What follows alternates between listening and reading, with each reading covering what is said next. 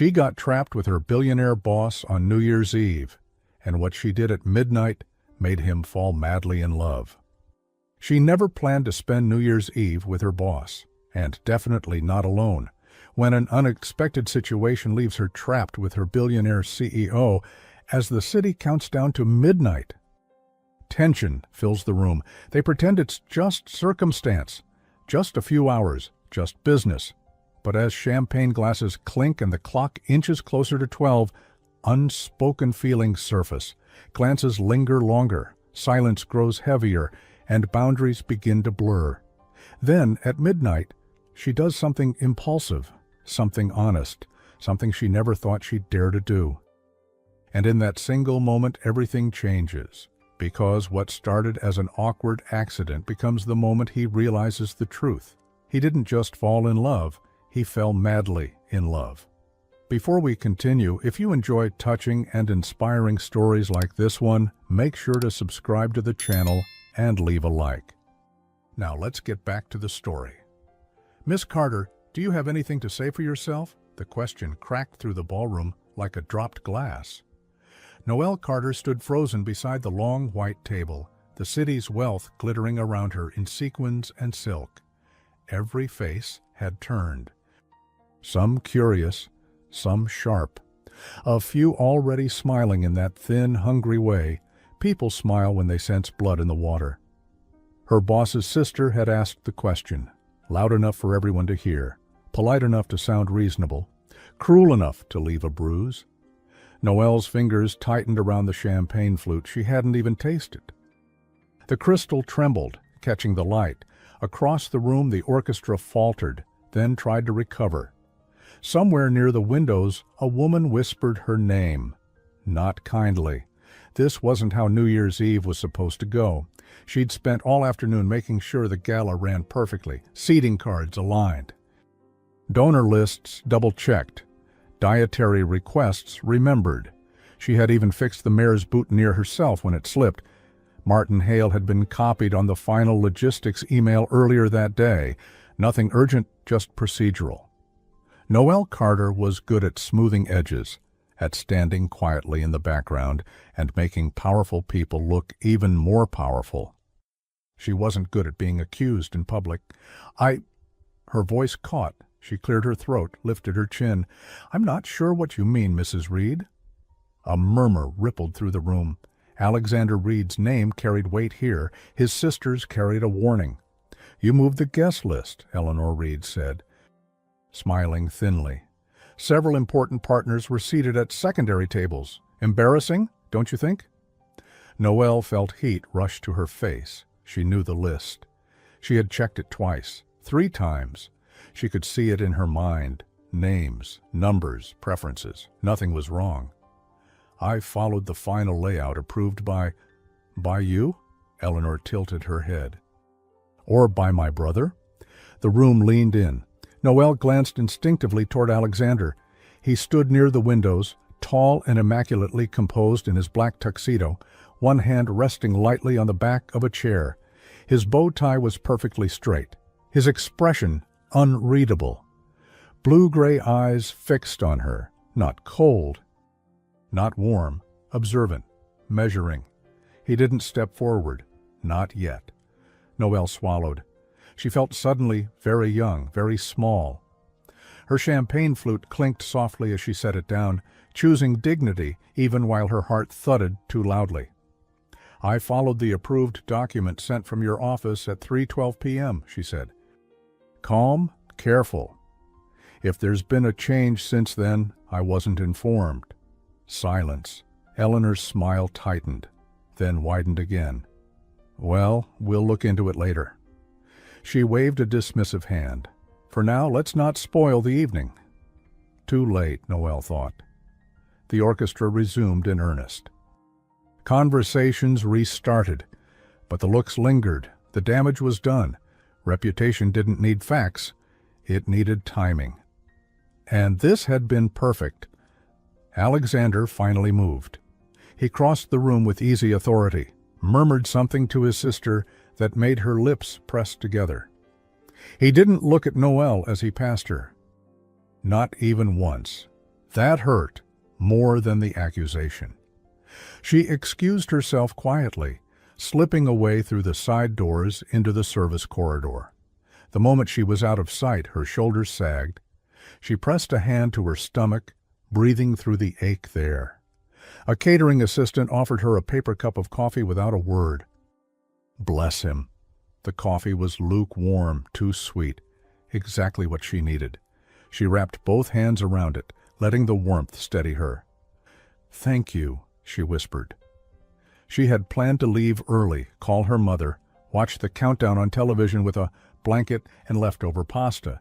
She hadn't planned on being humiliated by midnight. Her phone buzzed. A message from facilities. Elevator B is temporarily out of service. Please use elevator A. Of course.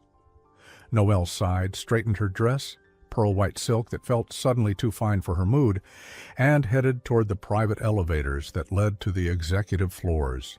She needed her coat. She needed air. The doors of elevator A slid open with a soft chime. Alexander Reed stood inside. He looked up, surprised for just a fraction of a second, enough to make him human. "Oh," he said. "Oh," she echoed, then hesitated. The polite thing would be to step back. The practical thing was to get in and get out. The brave thing, well, she wasn't feeling brave. He held the door with one hand. "It's going down." She stepped inside. The doors closed. Silence filled the space, thick and awkward. The elevator hummed as it began its descent. Noelle stared straight ahead, the faint scent of his cologne. Clean. Understated. Reaching her despite her efforts not to notice. "I reviewed the seating file," Alexander said at last. His voice was low, controlled. "There was no error on your end." Her breath caught. She didn't look at him. "Thank you. I'll address it." "I know you will." Another pause, longer this time. The elevator jolted, then stopped. The lights flickered once, twice, and settled into a dim emergency glow. Noelle's heart jumped. Did it just... The elevator shuddered, then went still. A calm, mechanical voice chimed overhead. "We apologize for the inconvenience. Please remain calm." Alexander pressed the emergency button. Nothing happened. He exhaled slowly, rolling his shoulders once as if releasing tension. "Looks like we're stuck." Noelle let out a small, breathless laugh, the kind that escaped when panic didn't know where to go. "Of course we are." He glanced at her then, really looked. Her eyes were bright with unshed tears she refused to let fall. Her hands were clasped tightly around a small object he hadn't noticed before. A delicate silver key on a thin chain, old, worn smooth by time. "You okay?" he asked. She nodded, then shook her head, then nodded again. "I will be." The elevator was quiet again. Somewhere above, the music drifted faintly. A rehearsal of fireworks boomed in the distance. New Year's Eve, trapped together. Noelle leaned back against the mirrored wall, careful to keep space between them. Alexander loosened his bow tie slightly, then stopped himself, as if remembering who he was supposed to be. After a moment, he reached into his jacket pocket and produced 2 small, paper-wrapped sandwiches, clearly intended for later. A ghost of a smile touched his mouth.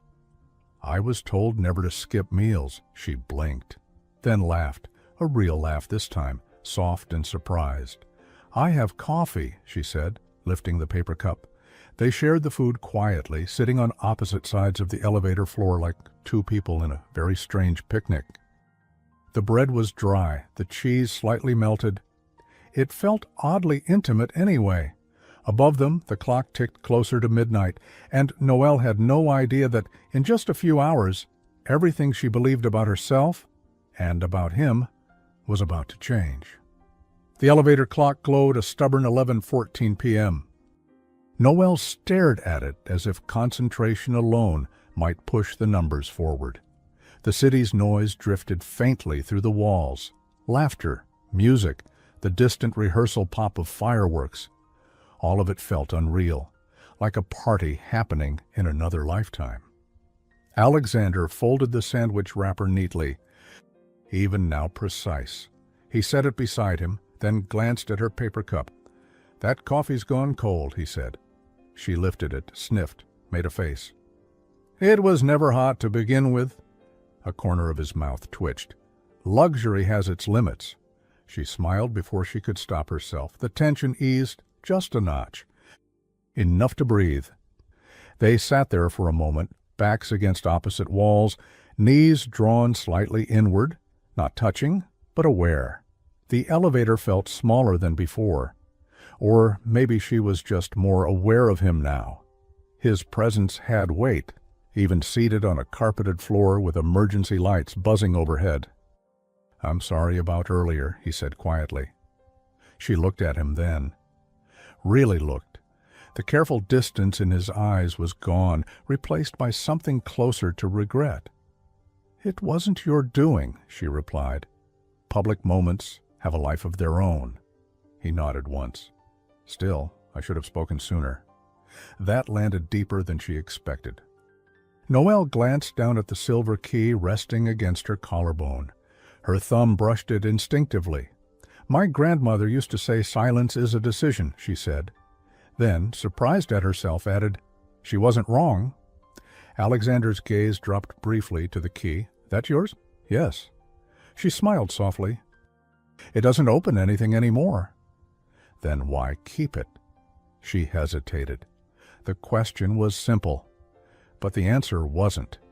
It opened her house, the place where everyone fit, no matter how broken they felt. He absorbed that without comment, as if storing it somewhere private. The elevator crackled overhead. A recorded voice promised assistance shortly. No timeline, no reassurance. Alexander checked his watch. "Facilities will get here." "They always do." A pause. "Until then, we wait." "We're good at that," Noelle said lightly. "Waiting." He let out a low huff of laughter. "You might be. I'm terrible." "Billionaires usually are." His brow lifted. "You think money cures impatience?" "I think it hides it," she said, "like a good suit." He glanced down at his tuxedo, then back at her, amused despite himself. "Fair point." Another stretch of silence, this one less awkward, more curious. Noelle shifted, smoothing her dress. The silk whispered softly, "Can I ask you something? Off the record?" He nodded. "You already did." She smiled. "Why do you put up with it?" "With what?" "The politics, the public performances, being watched even when you're standing still." Alexander leaned his head back against the wall, eyes lifting to the ceiling. "Because my father believed responsibility mattered more than comfort." "And you?" "I believe responsibility can become a cage," he said, then glanced at her. "But cages can still protect what's inside." The honesty startled her. She felt something soften between them, like a knot loosening. Her phone buzzed suddenly. She jumped, then checked the screen. A message preview flashed. "Did you see what they're saying about you?" Her stomach dropped. Alexander noticed her expression change. "What is it?" She hesitated, then turned the screen toward him. Social media bloomed with speculation. Photos from the gala, a cropped image of Eleanor speaking to her, captions already rewriting the moment. Assistant oversteps, power play gone wrong, Reed Corp drama brewing. Her chest tightened, reputation unraveling in real time. Alexander's jaw set. "This won't stand." She shook her head. "It already is." He reached out, then stopped himself, fingers hovering in the air between them. "Noelle," she looked up. "It's okay. I've lived smaller storms." Something about that hurt him. She saw it. The way his eyes darkened, not with anger, but with resolve. The elevator lights flickered again, then, with a groan, went out. Darkness swallowed them. Noelle gasped, instinctively reaching out. Her hand brushed his sleeve. Solid, warm. "I've got you," Alexander said immediately, calm, certain. The emergency lights blinked back on seconds later, dimmer now. Their hands were still close, not touching. A breath away. She pulled back first, embarrassed by the rush of feeling. "Sorry." "Don't be," he said softly. To break the moment, she lifted the paper bag between them. "Last bite of sandwich?" He smiled. "A fair negotiation." They shared it, laughing quietly when the bread crumbled. It felt strange and sweet. Two people stripped of roles passing food in a stalled box. Above them, the city roared louder. Cheers echoed faintly. Somewhere, someone practiced counting down. Alexander checked the time. 11:47. "Looks like we might ring in the new year right here," he said. Noelle swallowed. Trapped. With him, with rumors spreading, with her heart doing things it hadn't done in years. She touched the silver key again, grounding herself.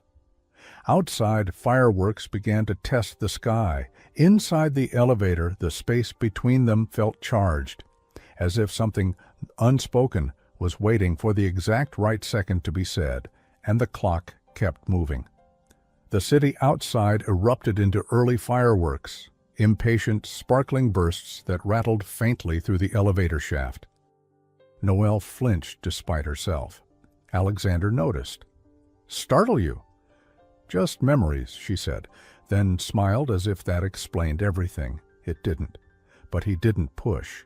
The emergency lights hummed overhead, softer now, casting gentle shadows across the mirrored walls. The elevator felt less like a trap and more like a pocket of suspended time. Above them, somewhere between floors, the year was quietly dying. Alexander checked his phone. No signal. He turned it face down, an unconscious act of surrender. "Well," he said, clapping his hands once lightly, "we can either sit in silence and imagine worst-case scenarios, or we can pretend this is intentional." She lifted an eyebrow. "You intentionally trap your employees in elevators?" "Only the competent ones." She laughed, a quick, surprised sound that warmed the space between them. "Then I suppose I should be flattered." He smiled fully now, not the polite, practiced version she saw in meetings. This one reached his eyes. "Hungry?" he asked. She glanced at the empty sandwich wrappers. "Only if crumbs count." He rummaged in his jacket again and, with a small triumph, produced a chocolate bar. Slightly melted, clearly forgotten. Her eyes widened. "You're full of secrets." "Don't spread it around," he said. "I have a reputation." They broke the chocolate in half. Unevenly, she protested. He insisted. The sweetness melted on her tongue, oddly comforting. A small victory, a shared indulgence. She leaned back, knees drawn up slightly. "My mother would say chocolate fixes most things." "And your grandmother?" "She'd say it reminds us we're still alive." Alexander considered that. "I like them already." Noelle smiled, then grew thoughtful. The silver key slipped from beneath her dress again. She turned it slowly between her fingers, the metal catching the emergency light. "My grandmother lost her house when I was 12, she said, surprising herself with the confession. "Bad paperwork." Worse timing. One mistake, and suddenly everything she'd built was gone. Alexander watched her closely, didn't interrupt. "She never stopped setting the table for holidays," Noelle continued. "Even when there was barely room, she'd lay out plates like dignity itself depended on it." He nodded. "Sometimes it does." She met his gaze. "That's why tonight hurt." "I know," he said quietly. Another vibration shook the elevator, this one longer. The light steadied, then dimmed further. A voice crackled through the speaker, distorted. "Attention! Elevator A, assistance en route. Please remain." Static swallowed the rest. Noelle exhaled. "That's not comforting." Alexander chuckled. "They'll arrive right after midnight. Tradition." She glanced at the glowing numbers above the door. 11:53, 7 minutes. Her phone buzzed again, despite the signal. A text from her younger cousin, bold and blunt as ever. "Are you really with him?" Noelle groaned softly. Alexander caught the expression. "Bad news?" "Curious relatives," she said. "They treat gossip like a competitive sport." He hesitated, then said, "For what it's worth, I won't let this affect your position or your name." She looked at him sharply. "I didn't ask for protection." "I know," he replied evenly. "I'm offering respect." That stopped her. Respect wasn't a word she often heard in rooms like this, not directed at her. She nodded once. "Thank you." The silence that followed wasn't empty. It was full of things almost said. Alexander shifted, then stood, stretching carefully in the confined space. He adjusted his jacket, then loosened his bow tie at last, the gesture more vulnerable than casual.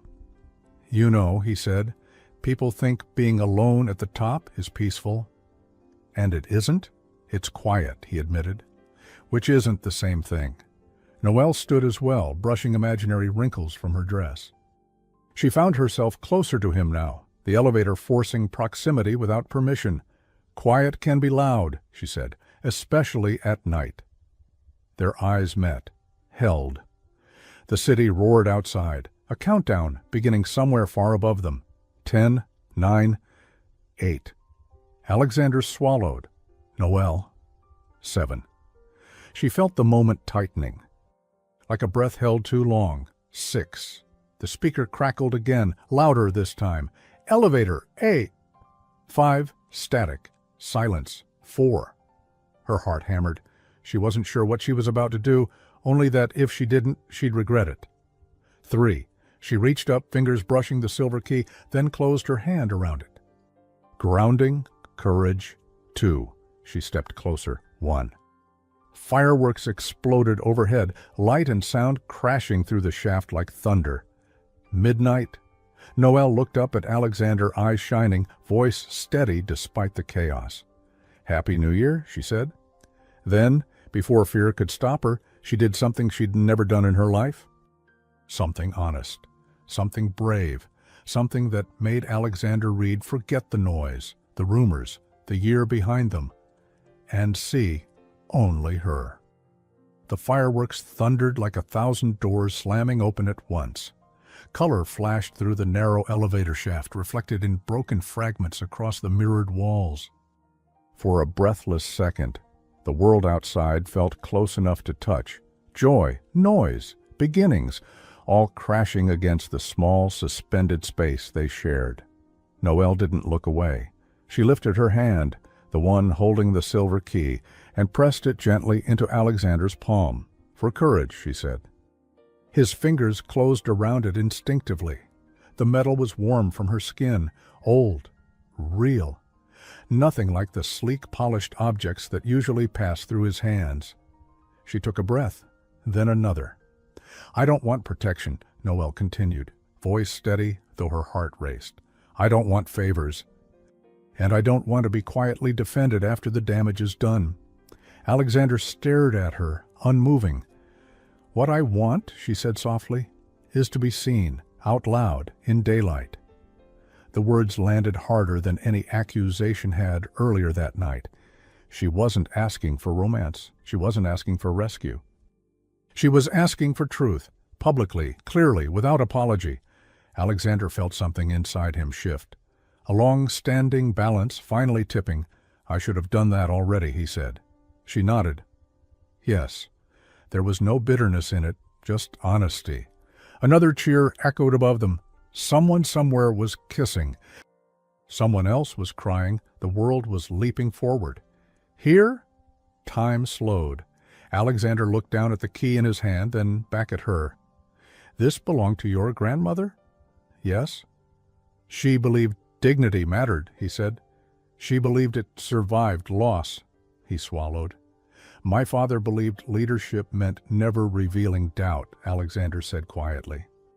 "He thought certainty kept people safe." "And did it?" "No," he admitted. "It kept them distant." Noelle reached out and slowly, giving him every chance to pull away, and straightened his loosened bow tie.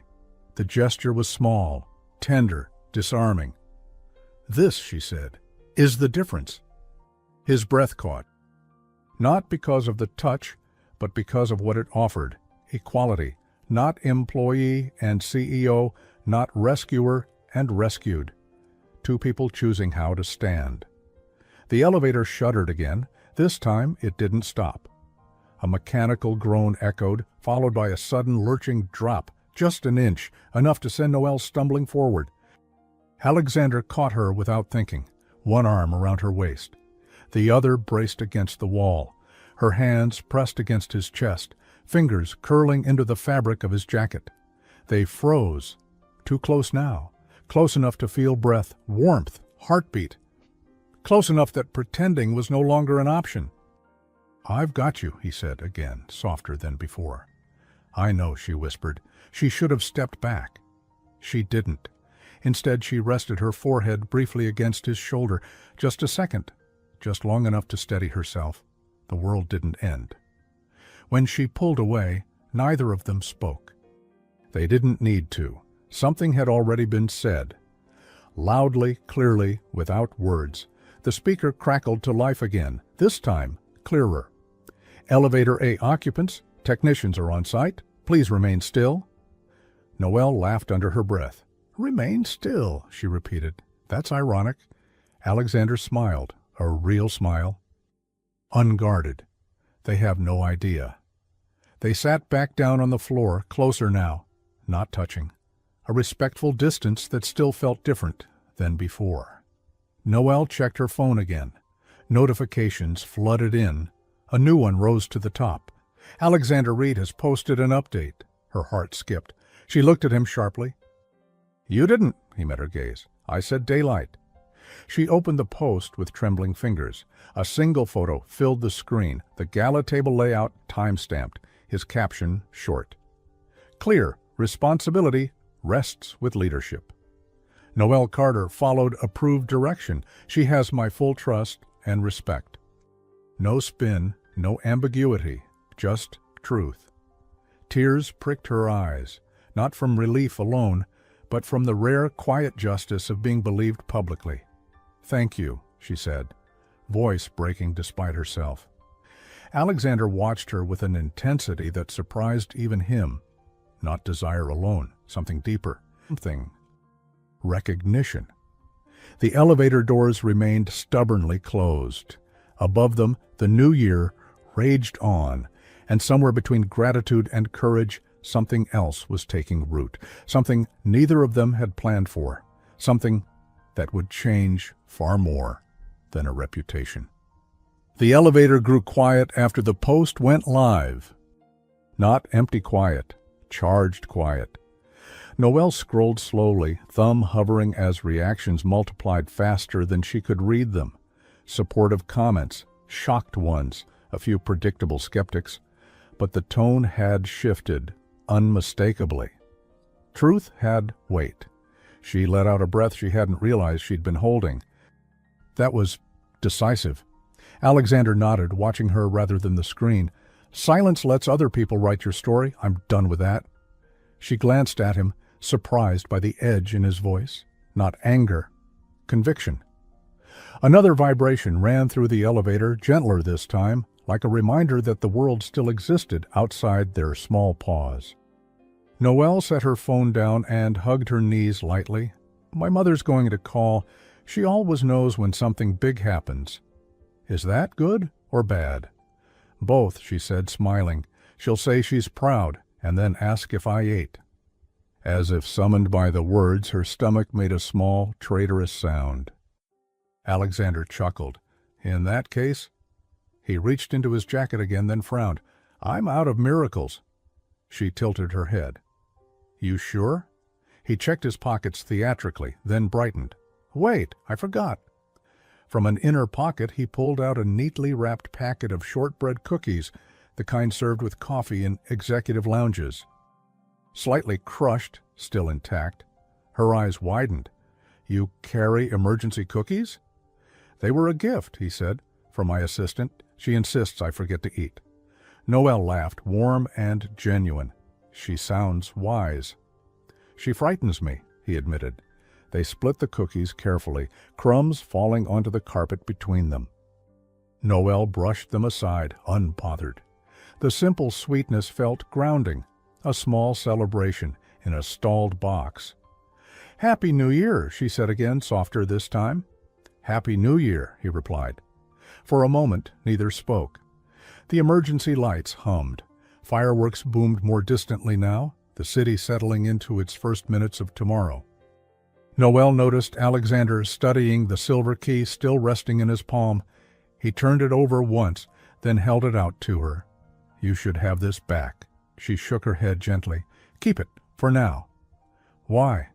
"Because tonight," she said, choosing her words, "you unlocked something that wasn't about money or control.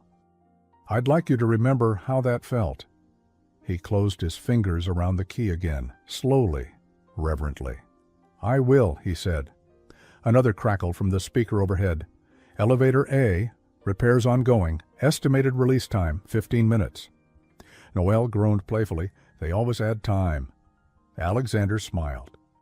"It's a negotiation tactic." She glanced at him. "You'd know." "Unfortunately." They shared a look. One of those small, companionable moments that felt earned. Her phone buzzed again. This time it was her cousin. "Wow." "Okay. I take it back. He's a decent human. Also, are you okay?" Noel laughed and typed back quickly. "I'm fine. Just stuck." She hesitated, then added, "But not in a bad way." Alexander raised an eyebrow. "Good news?" "Surprisingly, yes." He leaned back against the wall, folding his long legs carefully in the limited space. "You know this will complicate things." "Yes," she said. "That's why I'm not pretending it won't." He studied her, respect deepening. "We'll handle it properly, transparently. If anything changes, it won't be because of pressure," she finished, "on either side." He nodded once. Agreement, a line drawn with care. The elevator jolted slightly, then steadied. Progress. Noel exhaled. "Can I admit something a little embarrassing?" "I'm trapped in an elevator on New Year's Eve," he said. "The bar is low," she smiled. "I almost quit tonight." His head snapped toward her. "Because of what happened?" "Yes. And because I was tired of shrinking to fit rooms that didn't notice me unless I made a mistake." "That would have been a loss," he said quietly. "For the company?" she teased. "For me," he corrected. The word hung there, honest, unadorned. Her heart skipped, not wildly, not foolishly, just enough to be noticed. Another rumble. The elevator lights brightened slightly, then steadied. Noel stood smoothing her dress again. "Looks like we might be rescued." Alexander stood as well, closer than before. Still careful, still respectful. "I'm glad it was you," he said. She met his gaze. "Me too." The speaker crackled once more. Preparing to open doors. The sound of tools echoed faintly above them. Voices. Movement. Noel reached out without thinking and touched the silver key once more, now peeking from his hand. "Don't forget." "I won't," he promised. The doors shuddered. Light spilled in through a thin opening. And just as the outside world rushed back toward them, waiting with its questions, its rules, its watchful eyes, Alexander leaned in slightly and said, low enough that only she could hear, "When this night ends, I'd like to start something new. Properly." Her breath caught. The doors slid wider. She hadn't answered yet. The elevator doors slid fully apart with a reluctant sigh. Light rushed in. Sound followed. Voices, footsteps, the clatter of tools. A small group of technicians stood just outside, flushed and apologetic. Behind them, the hallway buzzed with staff who had clearly been waiting longer than expected. Noel blinked, momentarily disoriented by the return of the world. "Miss Carter, Mr. Reed, we're so sorry about the delay," one technician said. "Power fluctuation in the building. Everything's stable now." Alexander inclined his head. Gracious even now. "Thank you for staying with it." As they stepped out, the hallway fell into a sudden, unnatural quiet. Conversations paused mid-sentence. Phones lowered, then subtly rose again. People pretended to adjust coats, check schedules, straighten clipboards, anything to justify looking. Noel felt it immediately, the shift. She straightened her shoulders, lifted her chin, and walked beside Alexander, not behind him. That alone said more than any statement. A junior events coordinator hurried over. "Miss Carter, are you all right? We were worried." "I'm fine," Noelle said warmly. "Thank you for checking," Alexander added calmly. "Please let the team know everything is handled." The words carried authority and endorsement. As they moved down the corridor, whispers followed like a soft tide. "That's her." He defended her publicly. "Did you see the post?" Noelle kept her pace steady. Inside, her heart thudded, not with fear this time, but with a cautious, growing pride. The kind that didn't need to shout. At the coat check, she retrieved her wool wrap, slipping it over her shoulders. Alexander accepted his overcoat, then paused. "Have you eaten anything substantial tonight?" he asked quietly. She smiled despite herself. "Does elevator shortbread count?" He grimaced. "Barely." "There's a cafe across the street," she added, almost without thinking. "Still open, I think. They serve soup until late." Alexander hesitated, not because he didn't want to, but because he understood the optics. Then he nodded. "That sounds good." Outside, the night air was crisp and alive. Fireworks still bloomed overhead, scattering color across glass towers and wet pavement. The city hummed with beginnings. They walked side by side, coats brushing now and then. No photographers, no entourage, just two people crossing a street at midnight. The cafe was warm and bright, its windows fogged from the cold. A handwritten sign announced "Happy New Year," with a crooked star. They slid into a small booth near the back. The server, a woman with kind eyes and a no-nonsense manner, brought menus and water without comment. "Soup and bread?" "Please," Noelle said after a glance. "Whatever's left." "Same," Alexander added. The server smiled knowingly. "Good choice tonight." As she walked away, Noelle laughed softly. "She knows." "She always does," Alexander said. Steam rose from the bowls when they arrived, lentil soup thick and fragrant. The bread was warm, torn by hand, imperfect in the best way. Noelle dipped her spoon and took the first bite. Alexander smiled. Everything does after midnight. They ate quietly at first, comfortable, companionable. Outside, laughter spilled down the sidewalk. Somewhere nearby, a car horn blared in celebration. "I should clarify something," Alexander said at last. "What I said in the elevator, about starting something new." She looked up, attentive. "I meant slowly," he continued, "properly, with room for choice, no pressure, no assumptions." She nodded. "I heard it that way." Good, he thought. Very good. She tore a small piece of bread and set it beside her bowl, fingers brushing the silver key now resting between them on the table. She had placed it there without realizing. "It's strange," she said. "I spent so long guarding my dignity that I forgot it could be shared." Alexander studied the key. Shared dignity might be the rarest kind. Her phone buzzed again. This time it was her mother. Noelle sighed fondly. "She's going to ask if I ate." "She'd like this place," Alexander said. "She would." Noelle answered the call, turning slightly away but not fully. Alexander caught fragments. Reassurance. Laughter, a promise to call tomorrow. When she hung up, her eyes were shining. "She said she's proud of me," Noelle said quietly, then asked if I was warm. He chuckled. "Naturally." They finished their soup without hurry. Outside, the fireworks tapered off, replaced by the softer rhythm of the city settling into itself. When they stood to leave, Alexander reached for the check. "No," Noelle said gently, placing her hand over his. "Tonight, we split." He hesitated, then smiled. "Fair." Outside again the cold bit pleasantly at their cheeks.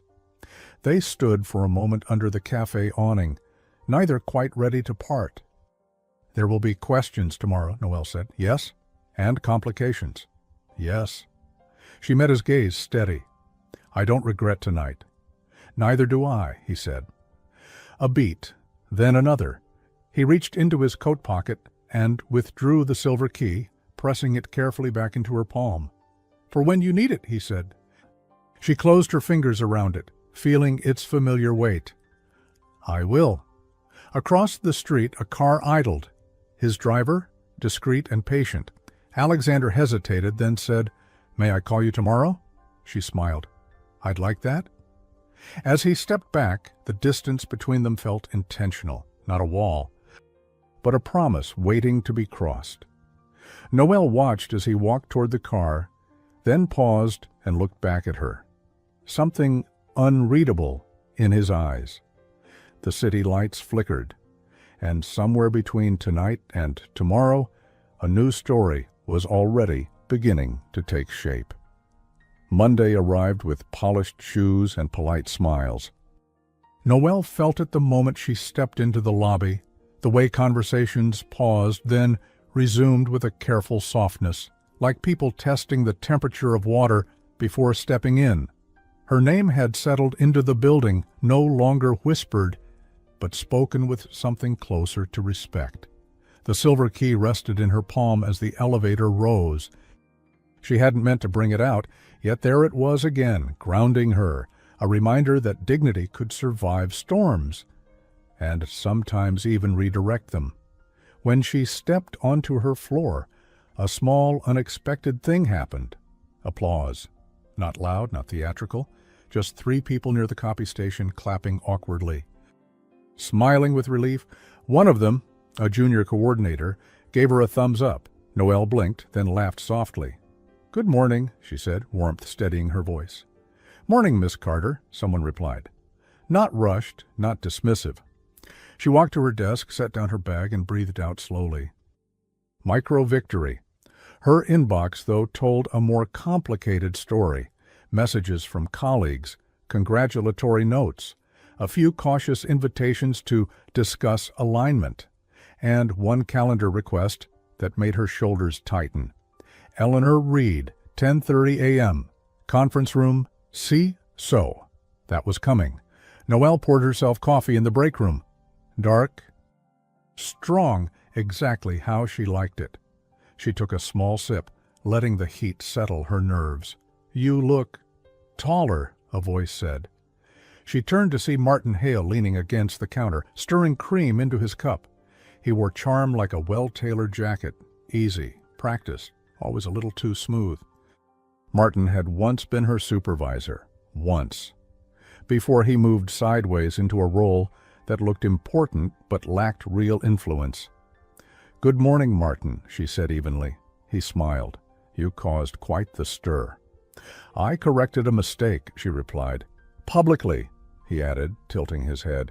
"Some people don't appreciate that." "Some people," she said lightly. "You shouldn't make public accusations." His smile thinned, just a fraction. "Careful, Noelle. Visibility has a cost." She met his gaze without flinching. So does silence. For a moment something colder flickered behind his eyes. Then it vanished, replaced by an almost admiring look. "You've changed," he said. "Oh, I've been revealed," she corrected. He chuckled softly. "We'll see how long it lasts." As he walked away, Noelle exhaled. Rivalry often arrived disguised as concern. She recognized it now. At 10:30 sharp, she stood outside Conference Room C. The door opened before she knocked. Eleanor Reed sat inside, immaculate as ever, hands folded, expression unreadable. "Miss Carter," Eleanor said, "please, sit." Noelle did. "I won't waste time," Eleanor began. "What happened Friday was unfortunate." "Yes," Noelle agreed. A pause. Eleanor studied her carefully. "My brother has a tendency toward dramatic clarity." Noelle kept her voice calm. "He told the truth." "He told the truth," Eleanor replied. "There are always layers." Noelle leaned forward slightly. "And some layers hide responsibility." The air shifted. Eleanor smiled, not unkindly, but not warm. "You're braver than I expected," Eleanor said. "I learned from women who had no choice," Noelle replied. Another pause, longer this time. "At any rate," Eleanor said, standing, "the matter is closed, officially." "Unofficially?" Eleanor's gaze sharpened. This company values loyalty. So do I, Noelle said. That's why I stayed. Eleanor nodded once. We'll be watching. Noelle rose, smoothing her skirt. So will I. When she left the room, her legs trembled, just slightly. She welcomed the feeling. Courage often came with a cost.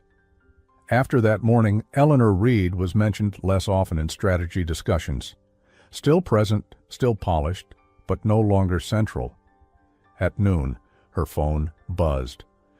Alexander, lunch? Cafe on Fifth. Quiet corner. Her heart lifted. Not wildly, just enough to feel noticed. The cafe was calm, sunlight streaming through tall windows. Alexander stood when she arrived, greeting her with a smile that was professional at a distance and personal up close. They ordered soup again, unintentionally smiling at the coincidence. How was the morning? He asked. Eventful, she said. Your sister requested a conversation. His jaw tightened briefly. And? She didn't apologize, Noelle said, but she acknowledged. That's progress, he said. She studied him. You knew this would stir things. Yes, and you still did it. Yes, he said again. Because some lines matter more than calm. She reached into her bag and placed the silver key on the table between them. Alexander glanced at it, then at her. You carry it like armor. More like a compass, she said. They ate quietly for a moment. Outside, the city moved on, unaware of the small negotiations happening between them. There's something else, Alexander said carefully. Martin Hale requested a strategy meeting. Noelle's spoon paused midair. About what? About you, he said, framed as concern. She smiled faintly. Of course it is. I won't entertain it, Alexander added, but I wanted you to know. Thank you, she said. Transparency works both ways. Their eyes met. Something steady passed between them. Trust, not rushed. Chosen.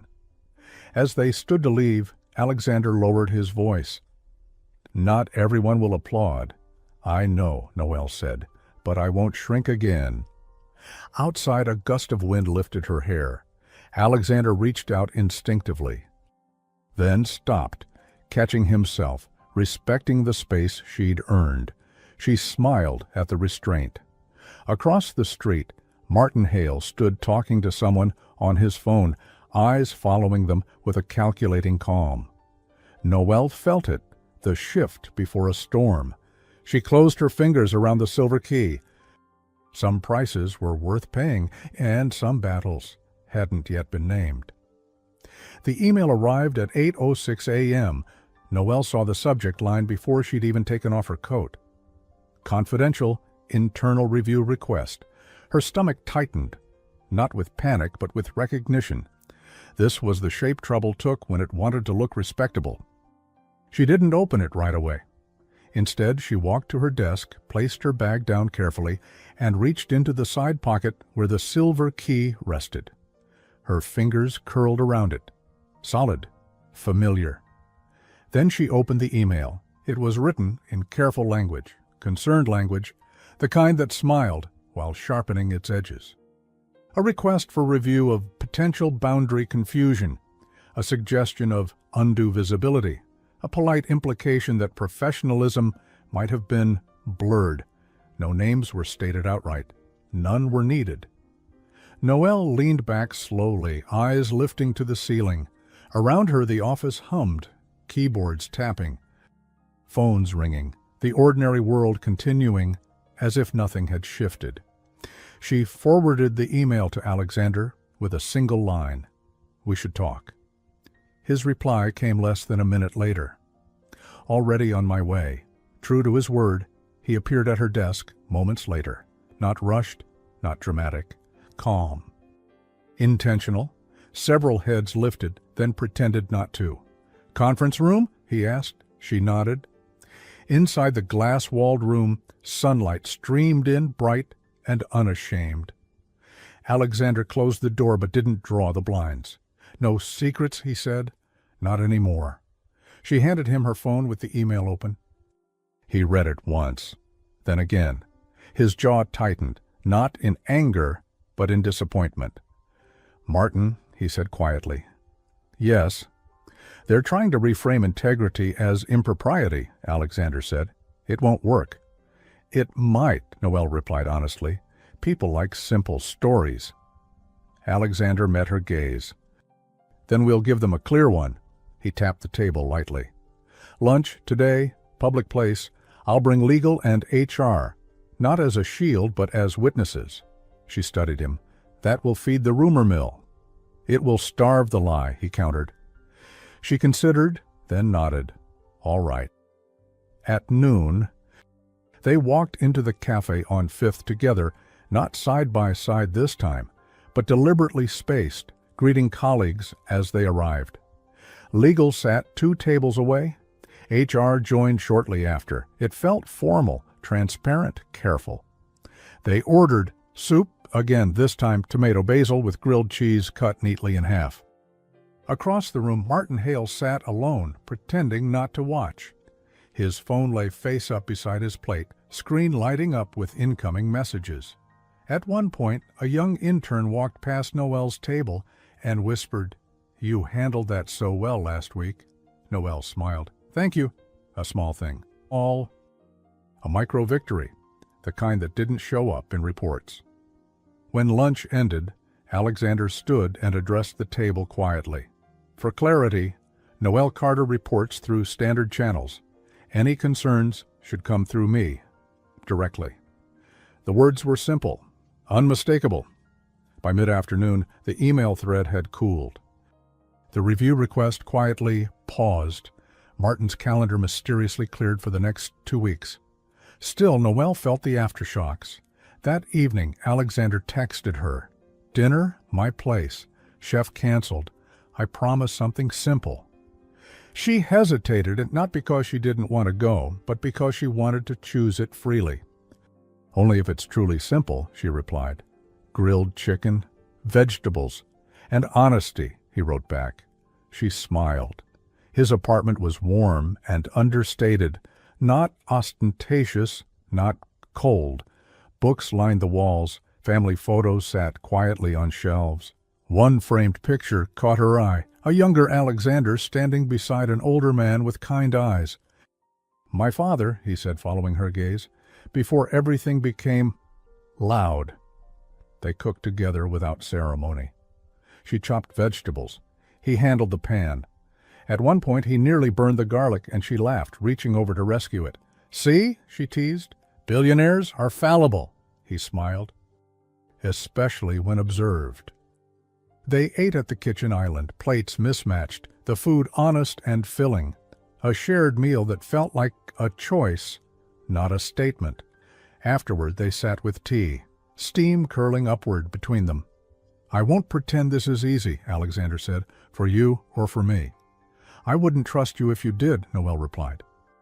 She reached into her bag and placed the silver key on the counter. "This isn't about romance yet." "No," he agreed. "It's about alignment." She nodded. "And patience." He hesitated, then asked, "May I?" She slid the key toward him. He held it gently, turning it once. "When this is over, when the noise fades, I want something that doesn't need defending." "So do I," she said. Outside, the city glowed softly, unaware of the quiet agreements being made. Her phone buzzed, a message from an unknown number. "You don't belong in his world. Step back before you're pushed." Noelle's breath caught. Alexander noticed instantly. "What is it?" She turned the screen toward him. His expression hardened, not with fear, but with resolve. "They've moved from whispers to warnings," he said. She closed her fingers around the key, steadying herself. "Then we're closer to the truth." He looked at her, something fierce and protective rising, then deliberately softened. "We'll handle this," he said, "together with daylight." Outside, a siren wailed faintly. Somewhere a decision was being made, not by them, but against them. And Noelle knew with sudden clarity that the next move wouldn't be polite. The story broke before breakfast. Noelle knew it the moment her phone began to vibrate across the nightstand, insistent and unforgiving. One alert after another, headlines framed as questions, opinions disguised as concern. Inside Reed Corp, questions raised about executive boundaries. Anonymous sources suggest preferential treatment. Is transparency enough? She sat up slowly, heart steady in a way that surprised her. Fear had burned itself out sometime during the night. What remained was clarity. In the kitchen, she made oatmeal the way her grandmother had taught her, patiently with a pinch of salt, and sliced apples stirred in at the end. She ate standing by the window, the silver key resting on the sill beside her bowl. Morning light caught its worn edges. Dignity survives loss, her grandmother used to say. Today would test that. Her phone rang. Alexander. "I'm so sorry," he said before she could speak. "This crossed a line." "No," Noelle replied calmly. "This revealed one. I'm calling an emergency board meeting," he said, "and a press clarification." She shook her head, though he couldn't see it. "Not yet." A pause. "Noelle?" "Let them speak first," she said. "Lies collapse faster when they run out of space." Silence. Then quietly, "You're braver than I am." "Not braver," she corrected, "just done hiding." By mid-morning, the office buzzed like a disturbed hive. Noelle walked in with her head high, coat buttoned neatly, posture composed. Conversations softened as she passed, some sympathetic, some speculative. Martin Hale stood near the windows, holding court with two senior managers. He looked almost regretful when he saw her, the expression of a man who believed himself justified. "Noelle," he said, approaching. "Rough morning." She met his gaze evenly. "Truth often is." "You didn't need to make this personal," he said gently. She smiled. "Neither did you." At 11, an all-staff meeting was called. Noelle took a seat near the middle, visible but not performative. Alexander stood at the front, composed as ever, though she could see the tension in his jaw. "Thank you for coming on short notice," he began. "There are questions circulating. I want to address them clearly." He gestured to the screen behind him. Documents appeared. Timelines, approvals, correspondence. Facts, unadorned. "Noelle Carter's conduct has been professional and exemplary," Alexander said. "Any suggestion otherwise misunderstands both her role and mine." Murmurs rippled through the room. Then Martin spoke up. "With respect," he said, stepping forward, "public perception matters. Even the appearance of favoritism can erode trust." Alexander turned to him slowly. "Then let's talk about appearances." A new slide appeared. An email thread, Martin's name highlighted. "Anonymous complaints," Alexander said evenly, "lose credibility when their origins are clear." The room went very still. Noelle felt the air shift, not triumph, but release, the kind that comes when a false weight is lifted. Martin's face paled. "You're making a mistake." "No," Alexander said, "I'm correcting one." After the meeting, Noelle stepped outside, needing air. The city felt sharper, brighter. A small cafe across the street beckoned, and she went in, ordering soup. Chicken noodle this time, and a roll. The server smiled kindly. "On the house," she said. "Rough day?" Noelle nodded, touched. Halfway through the bowl, Alexander joined her, coat still on. "It's done," he said quietly. She looked up. "For today." "For the lies," he corrected. "The rest? We'll take our time." They shared the meal, simple and grounding. Outside, reporters lingered at a distance, phones ready but respectful. For now. Alexander reached into his pocket and placed the silver key on the table between them. "I think this belongs somewhere visible," he said. "Not hidden, not defended." She smiled softly. "I was thinking the same." Her phone buzzed again. A final message from an unknown number. Shorter this time. "You won. For now." Noelle set the phone down, unafraid. Alexander followed her gaze. "They're not finished." "Neither am I," she replied. Across the street, Martin Hale exited the building, shoulders hunched, phone pressed to his ear. He didn't look back. Noelle wrapped her fingers around the key, feeling its familiar weight. The lie had gone public. Now it was time for the truth to finish its work. The storm passed the way most storms do, not with a final crash, but with a gradual thinning of noise. By Thursday, the headlines softened. By Friday, they moved on. A new scandal, a louder voice, a shinier distraction. The truth didn't shout. It endured. Noelle noticed the change in smaller ways. Her coffee order remembered. Meetings where her ideas weren't repeated by someone else to be taken seriously.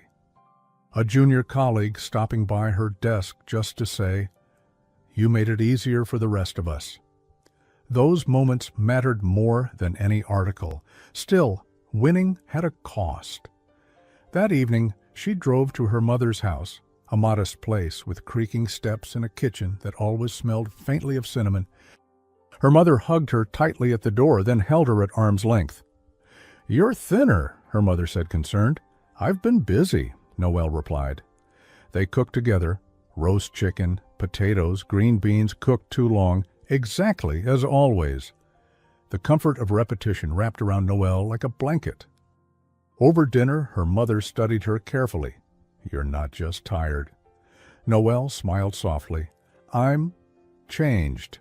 Her mother nodded. "That happens when you stop pretending." Later, alone in her childhood room, Noelle took out the silver key and placed it on the windowsill. Moonlight caught its edges. She thought of her grandmother's table, always set, even when there was little to offer. Dignity didn't demand applause.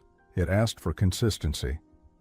The next morning, Alexander stood outside a small art gallery on the edge of the city, hands in his coat pockets, nerves humming quietly beneath his calm. He hadn't scheduled assistance. He hadn't alerted security. He wanted this to be simple. Noelle arrived a few minutes later, scarf wrapped loosely, hair down. She smiled when she saw him, not surprised, but pleased. "An art gallery," she teased. "You're full of surprises." It felt neutral, he said. A place where people look before they speak. Inside they wandered slowly. Landscapes, portraits, a series of photographs capturing ordinary kitchens around the world. Noelle stopped in front of one, a worn wooden table, chipped mug, a loaf of bread cut unevenly. She smiled. "That one feels familiar." Alexander watched her, something steady settling in his chest. This quiet recognition felt more intimate than any grand gesture. They left the gallery and walked to a nearby cafe. Soup again, without comment. As they ate, Alexander spoke carefully. "I've been thinking about what comes next." She met his gaze, attentive but unguarded. "I don't want us defined by defense," he continued, "or by rebellion. I want something chosen, public when it needs to be, private when it matters." She considered that, then nodded. "I want to be with someone who stands beside me, not in front of me." "I can do that," he said. "Even when it costs." She reached into her bag and placed the silver key on the table between them one last time. "This opens nothing," she said, "and everything." Alexander picked it up, then, with deliberate care, threaded it onto a thin leather cord he had brought with him. He tied it slowly, then held it out to her. "Then let it be shared," he said, "not borrowed, not returned." Her breath caught.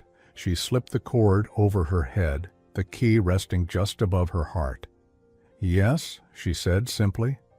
Outside, the city moved on, unaware of the choice being sealed between them. That afternoon, Alexander called a meeting, not to announce, not to perform, but to clarify.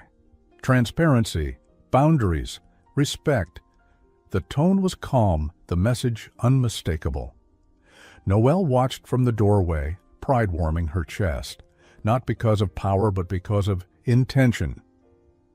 That evening they walked along the river as the sun dipped low, painting the water gold. "I don't need fireworks," Noel said. "I've had enough of those," Alexander replied. He stopped walking, turned to her fully. "Noel Carter," he said, voice steady, "I choose you, not as an exception, as a partner." Tears pricked her eyes, not from overwhelm but from relief. "I choose you too," she said, with eyes open. He took her hand then, openly, unmistakably, not hurried, not hidden. Across the river, lights flickered on, one by one. The world hadn't ended when the lie went public. It had widened. Spring arrived quietly, not with headlines, not with applause, but with open windows, lighter coats, and the steady return of ordinary mornings, the kind that ask you to live inside the choices you've made. Noel noticed it first at work. The office felt different now, not softer, clearer. Conversations were more direct. Decisions carried names instead of shadows. When she spoke in meetings, people listened, not because of who she walked beside, but because of what she brought with her. That mattered. Alexander noticed it too, in the way people met his eyes instead of deferring, in the way leadership felt less like control and more like responsibility shared. They were careful, deliberate. Their relationship wasn't hidden, but it wasn't paraded either. It existed in daylight, exactly where Noel had asked for it, with intention. On a Friday evening, they cooked together in her apartment. Nothing fancy. Pasta, salad, bread torn by hand. Alexander fumbled with the garlic again. "You're doing it on purpose now," Noel said, laughing. "Testing your patience," he replied. "Failing," she said, rescuing the pan. They ate at her small table, knees nearly touching, the silver key resting between the salt and pepper like it belonged there. "You know," Alexander said thoughtfully. "What? This is my favorite table," she smiled. "It fits." After dinner, she showed him a box she'd kept tucked away for years. Photographs, letters, a folded recipe card in her grandmother's handwriting. "This was her house," Noel said, pointing to a faded photo. "It's gone now." Alexander looked at the picture, then at her. "But this isn't," she nodded. "That's the lesson she left me." A week later, the company hosted a small community dinner, not a gala, not a performance, just tables, local food, open doors. Eleanor Reed attended, reserved but civil. When she approached Noel, the moment held a quiet tension. "You handled yourself well," Eleanor said at last. "Thank you," Noel replied. It wasn't an apology, but it was a door opening. Martin Hale did not attend.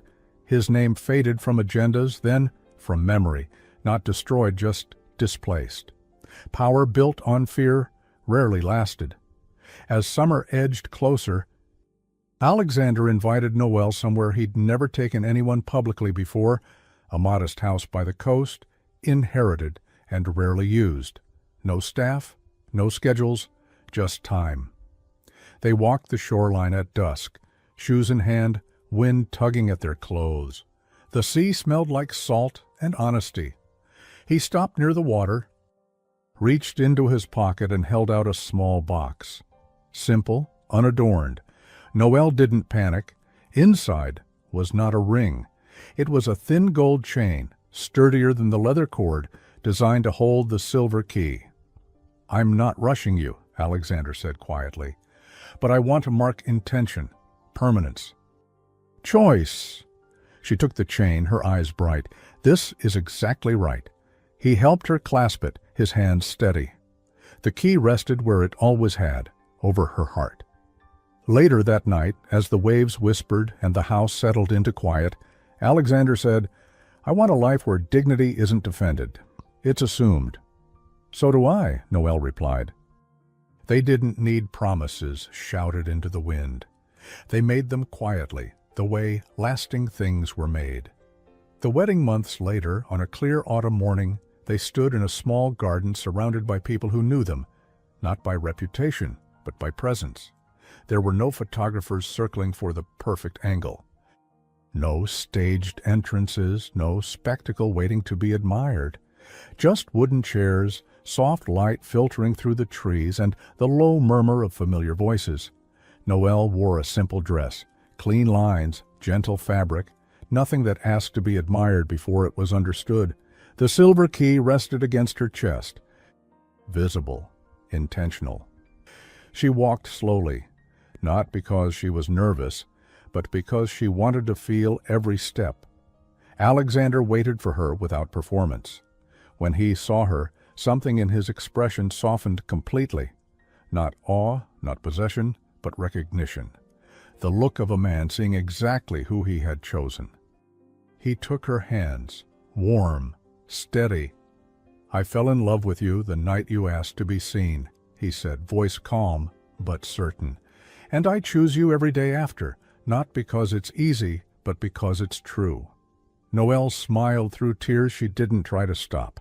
"I choose you," she replied, "not because you stood up for me, but because you stood beside me." And stayed. There was no dramatic pause, no grand declaration, just a quiet certainty settling over them, the kind that lasts. They married under an open sky, dignity intact, love certain. When people asked how it all began, Noelle never started with the elevator, the scandal, or the midnight fireworks. She smiled, thought for a moment, and always chose the same answer. "It began," she said, "when I stopped shrinking, and someone met me there." Not rescue, recognition. And that understanding stayed with her, quietly, as life continued. Years later, morning light moved slowly through the kitchen. Not the dramatic kind, the gentle kind that arrives every day, asking nothing, promising consistency. Noelle stood barefoot at the counter, one hand resting on the small curve of her belly, the other stirring oatmeal on the stove. Her movements were unhurried now, practiced, confident, grounded. Outside, the garden breathed quietly, late spring again. Alexander sat at the table, glasses low on his nose, reading aloud from a children's book with exaggerated seriousness. "And the fox said," he continued, lowering his voice dramatically, "sometimes the bravest thing is to stay." Noelle smiled. "You're making that part up." He looked up, unrepentant, improving the text. She carried the bowls to the table, the familiar rhythm of shared mornings settling easily between them. The silver key hung on a small hook by the window, catching the light. No longer carried for courage, but kept for memory. They ate together in comfortable silence. After a moment, Alexander reached across the table and rested his hand over hers. "Do you ever think about how close we came to missing this?" he asked. She nodded. "All the time."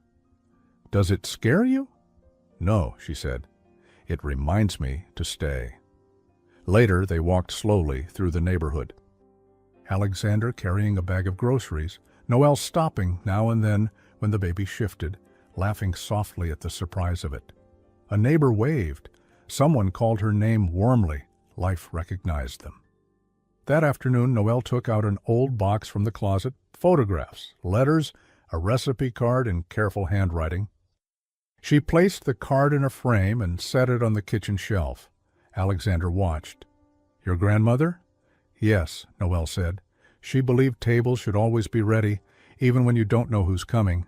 He smiled. She would have liked this one. As evening settled in, they sat side by side on the couch.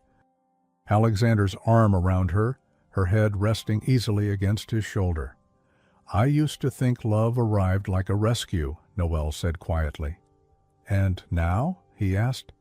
"And now I know it arrives like recognition," she replied, "like being met where you finally stand." Alexander pressed a kiss to her temple. Not dramatic. Not urgent, certain. Outside, the world moved forward. Seasons would change. Challenges would come as they always did. But inside this house, dignity lived openly. Love stayed without proving itself. And the future waited, not as a promise shouted into the night, but as a morning that would arrive again tomorrow. Steady, chosen, whole, the end. Some love stories aren't about being saved. They're about being seen and choosing to remain. If this story touched something in you, You're not alone. Share your thoughts in the comments, like the story if it moved you. Subscribe for more stories of dignity, love, and second chances. And rate this story from 0 to 10. Thank you for being here. See you in the next story.